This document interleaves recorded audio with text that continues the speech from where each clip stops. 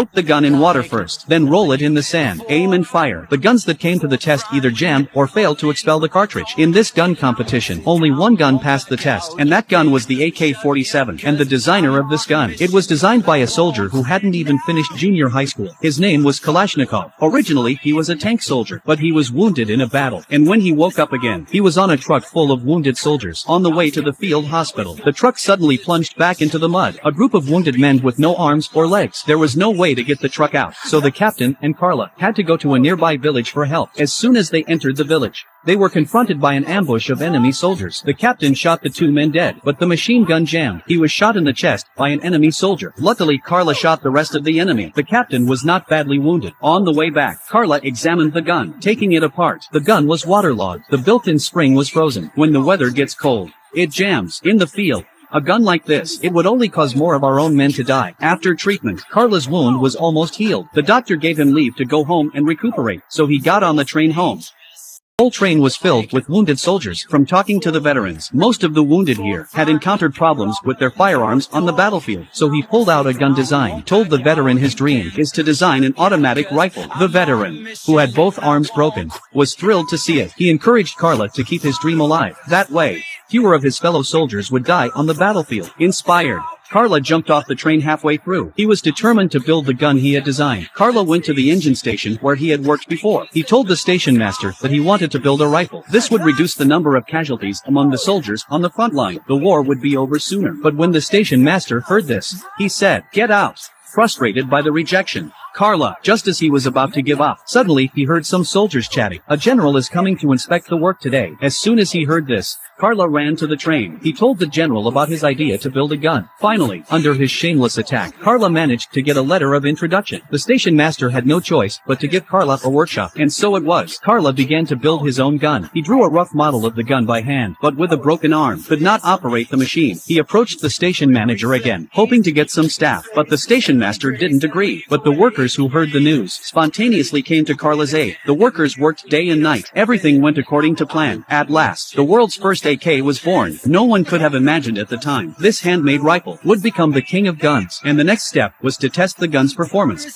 The man raises his rifle and fires a single round that easily penetrates the large metal bucket. Then a series of shots instantly turn the bucket into a sieve. The workers turn the bucket over. The bullets are then removed. The force of the bullets is evenly distributed. Looking at the result, Carla was filled with confidence. He excitedly asked to see his leader, but the guards at the door saw that he was carrying a gun. He was locked up straight away. Even his gun was detained. The guard handed the gun to the major. The major looked at the handmade gun. He was very curious, so he took it to the firing range to test it. But the results of this test startled the major. This unattractive rifle, not only did it work well, it was also very accurate. The major then released Carla immediately. The major told the firearms genius to get this gun into mass production. He had to enter a national weapons design competition. Only guns that passed the military tests could be mass produced. In order to enter the competition, the major told the general. The general was also curious, so he went to the firing range to test the gun's power. But he didn't expect a single shot. The general saw the results. He was shocked, so he wrote a letter of recommendation to Carla. He asked Carla to represent the military district in a weapons design competition. In 1943, Carla came to the capital to represent her district in the competition. She was given a separate office and a beautiful female assistant. Here, Carla redrew the drawings and improved on the shortcomings. But the results of the first competition, Carla's gun was eliminated. This failure taught Carla to achieve a brilliant result in this competition. He had to put in more sweat and effort.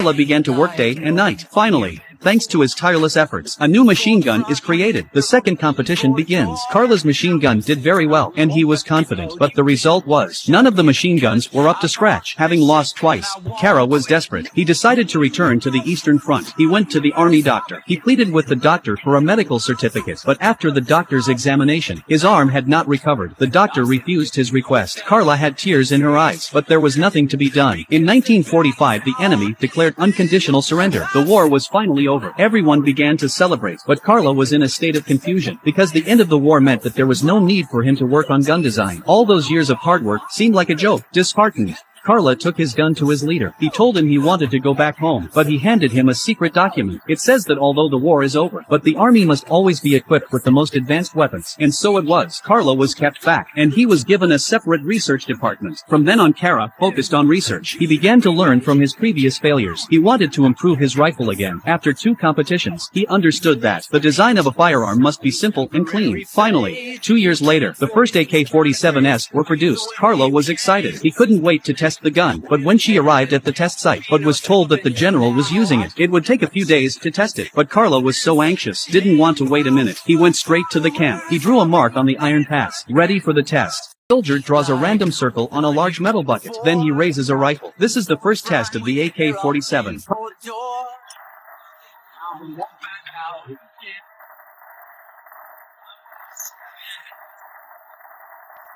Carla looks at the gun in her hand, satisfied, but the loud sound of the gun brought the soldiers. Carla was arrested, but Kara was happy to be arrested, for the king of rifles in his heart had finally been made. Because Kara was testing the gun illegally, he was taken to the general's office, who was also a famous weapons designer. However, the general didn't blame Carla. On the contrary, he was curious. He was curious to know what kind of gun Carla had designed that he had tested in spite of the rules. So Carla took the general to the weapons room. He took out his rifle. He dismantled it in front of the general. Looking at the parts on the table, the general quickly reassembled the gun. Looking at the gun in his hand, he was completely overwhelmed by the gun. Before he could even test it himself, he said to the assistant next to him, "I don't think there's any point in sending the gun I designed. This design is more promising. General, what about your gun? Lock it up."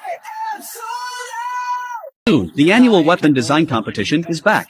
To test what might be encountered in the field, the competing guns are subjected to water soaking and buried in sand and soil. Under these real-life simulations, all the other guns in the competition had problems of one kind or another. They either jammed in the water or failed outright in the sand. Only the AK-47 of Kara design, whether it's been soaked in water or tumbled in the sand, it remained accurate and stable. Whether it's a point-and-shoot or a burst, it hits the target with precision. Kara finally managed to win the championship, and the AK-47 finally went into mass production. In 1949, Kara was awarded the highest Medal of Honor. He was invited to the capital for a military parade. His rifle became the standard weapon of the army, and the firearm was named Kalashnikov 1947 automatic rifle, AK-47 for short. Seeing his gun in widespread use, Carla's heart was full of satisfaction. He was only 28 years old at the time. From 1947 to the present day, the AK-47 has been used by armies all over the world. Although Kara's original design was for peace, at least 300,000 people die each year from the AK-47. It is now the world's deadliest gun. But there is nothing wrong with the weapon itself. It's the people who use it that are at fault. It's like a knife. Some people use it to fight for justice, and some people use it to kill and burn.